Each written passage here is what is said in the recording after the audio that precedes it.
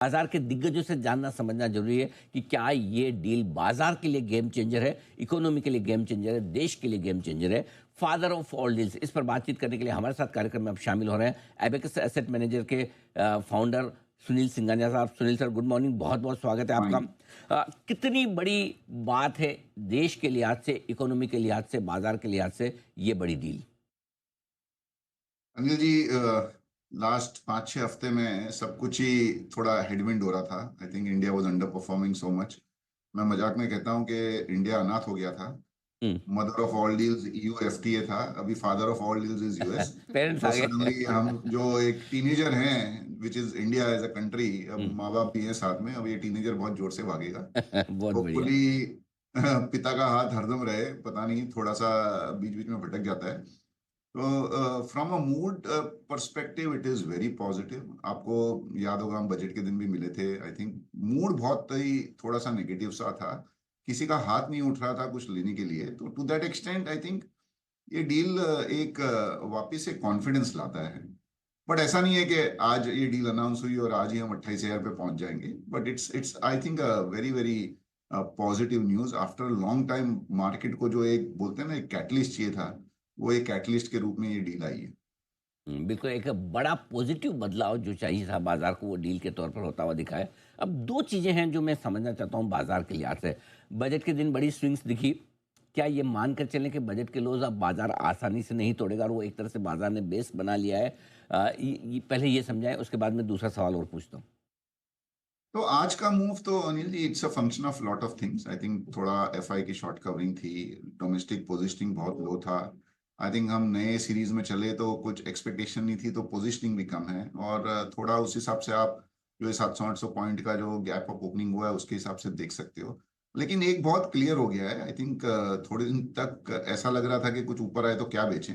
अब मुझे लगता है थोड़ा सा रुझाव उस तरफ हो जाएगा कि नीचे आए तो हम क्या लें। तो ऑलरेडी बजट के तो कोई फोन ही नहीं आ रहे थे कि क्या लें। आज सुबह से काफी फोन आ गए कि क्या लें। तो आई थिंक एक मूड जो है अभी हर लेवल पे, wherever there is opportunity, I think थोड़ा बाइंग की तरफ है। और बहुत क्लियर है, अगर रुपी भी जिस हिसाब से 90 के आसपास पहुंच गया है। आई थिंक जो एफ आई भी जो फेंस पे थे, और India is under performing by almost 40% last 15-18 months.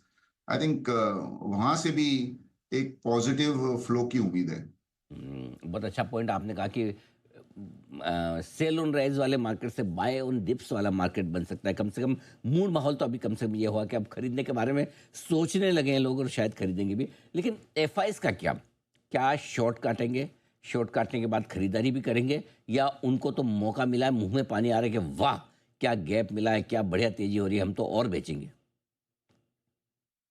Selling थोड़ी सी स्लो तो हुई है अनिल जी। और मैंने जैसे कहा, जैसे सी इन्वेस्टर डोमेस्टिक हो या एफआई हो, आई थिंक मूड सबका सेम ही जैसा ही रहता है। मुझे लगता है कि ये कैटलिस्ट है एक थोड़ा सा वापस से इंडिया में इन्वेस्ट करने का। उनको मौका भी मिल रहा है। पहले 86-87 रुपी था, अभी 90 में शेयर उनको डॉलर के हिसाब से सस्ते हैं।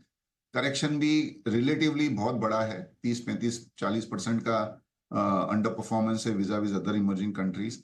वैल्यूएशन जो इंडिया के बहुत ज्यादा ऊपर थे, अभी ऑलमोस्ट लॉन्ग टर्म एवरेज पे आ गए हैं। We are at 10% premium to MSCI emerging market index, जो 40-40% प्रीमियम पे हो गया था।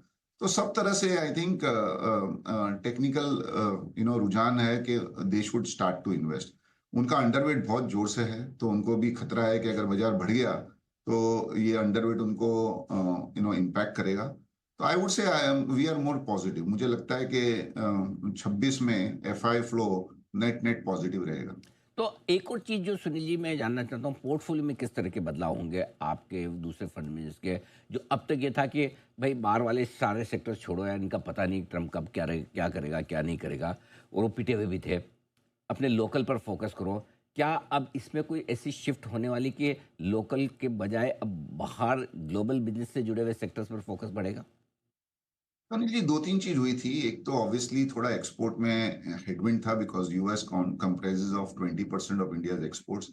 दूसरा, बिकॉज ये यूएस की ट्रेड डील नहीं हो रही थी, तो इंडिया थोड़ा सा चाइना की तरफ फ्रेंडली पॉलिसीज ला रहा था।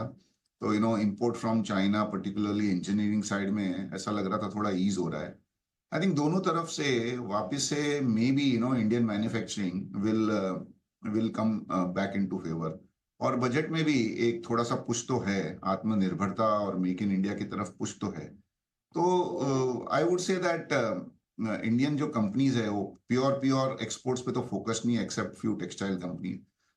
दे are more both domestic as well as export. तो सम ऑफ द सेक्टर्स जैसे इंजीनियरिंग पर्टिकुलरली, आई थिंक उसमें एक इमीडिएट करेक्शन अपसाइड पे हो सकता है, बट वो हो ही गया ऑलरेडी। अगर आप सुबह देखो तो most of the companies are already up. तो I think the thing is that the market ऐसा है ना कि एक ही दिन में वो दोनों तरफ बहुत फास्ट डिस्काउंट कर देता है। तो I would say that trade deal का इम्पैक्ट बहुत जल्दी आज काफी सेक्टरों में डिस्काउंट हो गया है। Now it will be back to basics. एक एक कंपनियां देखो जहां आपको लगता है कि नहीं अभी ये सस्टेनेबल ग्रोथ की तरफ है, वहां आप व्यू रखो। और मैंने भी थोड़े दिन पहले भी कहा था, I think China plus one जो सब भूल गए थे, that might come back to favour, because India का जो ट्रेड टैरिफ 18% है, अभी दूसरे कंट्रियों के मुकाबले India is at a very very good position. 18% सबसे ऑलमोस्ट लोएस्ट टैरिफ है दुनिया का। तो थोड़ा एक इंडियन जो एक्सपोर्टर्स हैं who are competing with Vietnam, Bangladesh, Thailand, China, उनको एक फायदा तो होना चाहिए। बिल्कुल ठीक बात है। चाइना प्लस वन भी अब फोकस में आता हुआ दिखेगा। अब ये तो सर अब क्या है, हो गया, ट्रेड डील भी हो गई, ऑल डन। बाजार थोड़ा आगे देखता है, व्हाट नेक्स्ट। अब क्या चीज़ें ऐसी है जो बाजार देखेगा और उसके हिसाब से एक्शन रिएक्शन देगा। See ultimately India is a growth market. और एक चीज है कि कितना भी बाजार में हमको स्ट्रेस आया हो, लेकिन अपना जो जीडीपी ग्रोथ रेट है वो 6.5-7% पे अभी भी व्यू बरकरार है। करेंसी को लेके थोड़ा सा नर्वसनेस था, बट ये ट्रेड डील के बाद करेंसी भी एक बार के लिए तो लगता है कि ये स्टेबल हो गई है। मुझे लगता है कि यूएस में जो एक्सपोर्ट्स स्लो हो गए थे, अब at least in the near term वो डबल स्पीड से बढ़ेंगे।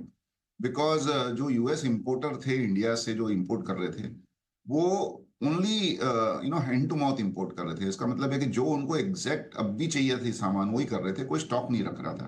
क्योंकि 50% टैरिफ में उनको भी डर लग रहा था। अभी 18% टैरिफ में there will be restocking also. तो हो सकता है जब भी, अभी तो डिटेल आनी बाकी है ट्रेड डील की, बट अगर ये ट्रेड डील जिस हिसाब से हम समझ रहे हैं वो हुआ है, तो नेक्स्ट 3-6 महीने में एक्सपोर्ट्स इनफैक्ट बहुत जोर से बढ़ सकता है। तो काफी कंपनियां जो यूएस एक्सपोर्ट्स बड़े हैं, उनके नंबर मार्च और जून क्वार्टर में एक्सपेक्टेशन से ज्यादा आ सकते हैं। I think that can be the trigger.